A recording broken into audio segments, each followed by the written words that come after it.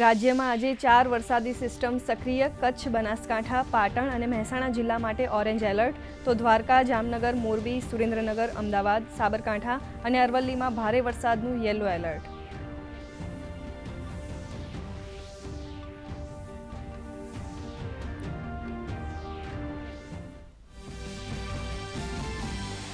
રાજ્યમાં અત્યાર સુધીમાં વરસ્યો 100% વરસાદ. ગત 24 કલાકમાં રાજ્યના 222 તાલુકાઓમાં નોંધાયો વરસાદ.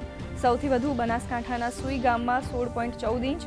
આજે બનાસકાંઠા અને ખેડામાં ભારે વરસાદને કારણે શાળા અને આંગણવાડીમાં રજા જાહેર.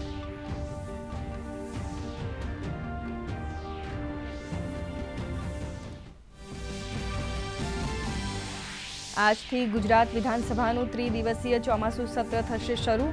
સત્રના પ્રથમ દિવસે શોક દર્શન અને પ્રશ્નોત્તરી પ્રસ્તાવ થશે રજૂ, તો અનુમતિ મળેલા વિધેયકો વિધાનસભાના મેજ ઉપર મુકાશે.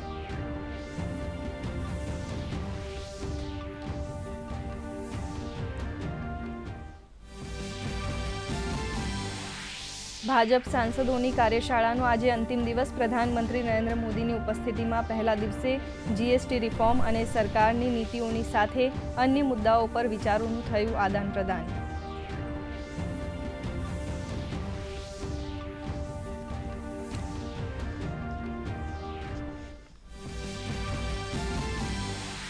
બિહાર એસઆઈઆર મુદ્દે આજે સુપ્રીમ કોર્ટમાં સુનાવણી. ગત સુનાવણીમાં દાવાઓ અને આપત્તિઓની ડેડલાઇન વધારવાની અરજી ફગાવી હતી સુપ્રીમ કોર્ટે.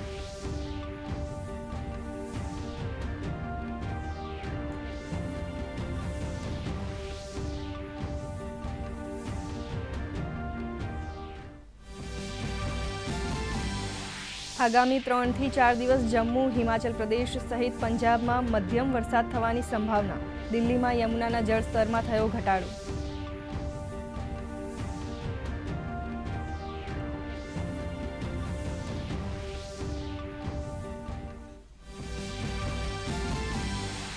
ભારત સહિત દુનિયાના અનેક દેશોમાં જોવા મળ્યું પૂર્ણ ચંદ્રગ્રહણ. બ્લડ મૂનના અદ્ભુત દ્રશ્યને લોકોએ કેમેરામાં કર્યું કેદ.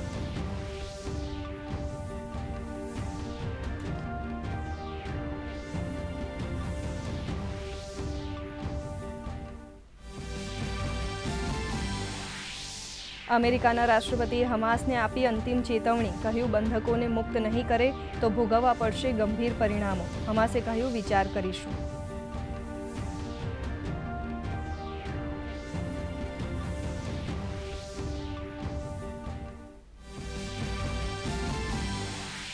ભારતીય હોકી ટીમે 4-1થી જીત્યો hero Asia cup. 2026 world cup માટે કર્યું ક્વોલિફાય. પ્રધાનમંત્રી નરેન્દ્ર મોદીએ કહ્યું, આ છે ગૌરવની ક્ષણ.